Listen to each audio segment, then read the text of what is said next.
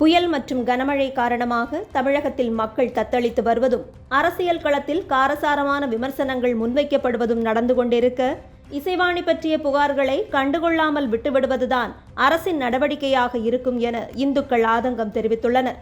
இசைவாணி சர்ச்சையே முடிவுக்கு வராத நிலையில் கோவையில் நடைபெற்ற ஈவேரா கருப்பு சட்டைகள் கூட்டத்தில் பேசிய ராமகிருஷ்ணன் எனும் நபர் நடிகை கஸ்தூரியை பாப்பாத்தி என கூறியதோடு அவருக்கு ஆதரவாக பேசியது நீதிபதியின் மனைவி, யாருக்கு ஆதரவாக எங்கிருந்து குரல் வருகிறது பாருங்கள் எனவும் விமர்சித்திருக்கிறார். இது மட்டுமல்லாமல் பார்ப்பன குடும்பங்களில்தான் ஆட்டிசம் பாதித்த குழந்தைகள் பிறக்கிறது எனவும் இதனை ஆராய்ந்து அறிந்து பார்ப்பனர்களையே அரசு தடை செய்ய வேண்டும் எனவும் வன்மமாக பேசியிருக்கிறார்.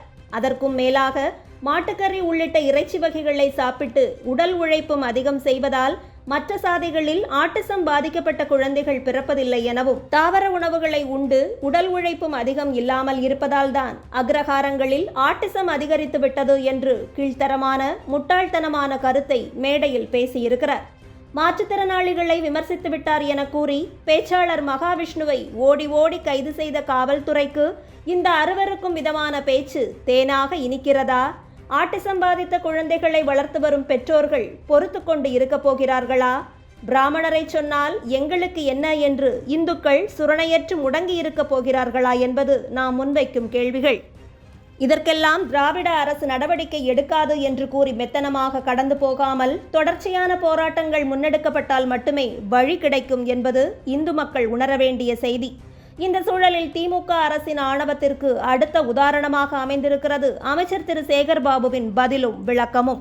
சரியான முன்னறிவிப்புகளும் முன்னெச்சரிக்கை நடவடிக்கைகளும் இல்லாமல் சாத்தனூர் அணையை திறந்ததால் தான் விழுப்புரம் மாவட்டத்தில் பல கிராமங்கள் வெள்ளத்தால் பாதிக்கப்பட்டதாக மக்கள் கொந்தளித்து கொண்டிருக்க, சாத்தனூர் அணையை முன்னறிவிப்போடுதான் திறந்திருக்கிறோம், அதனால்தான் உயிர் சேதம் ஏதும் ஏற்படவில்லை என்று வாய்க்கூசாமல் பேசியிருக்கிறார் அமைச்சர் சேகர்பாபு. அது மட்டுமல்லாமல் கனமழை பெய்து 12 மணி நேரத்திலேயே சென்னை இயல்பு நிலைக்கு திரும்பிவிட்டது எனவும் இதற்கு காரணம் எங்கள் தளபதிதான் எனவும் வாய்க்கு வந்தபடி முடிந்தவரை முட்டு கொடுத்து கொண்டிருக்கிறார் அமைச்சர் திரு சேகர்பாபு.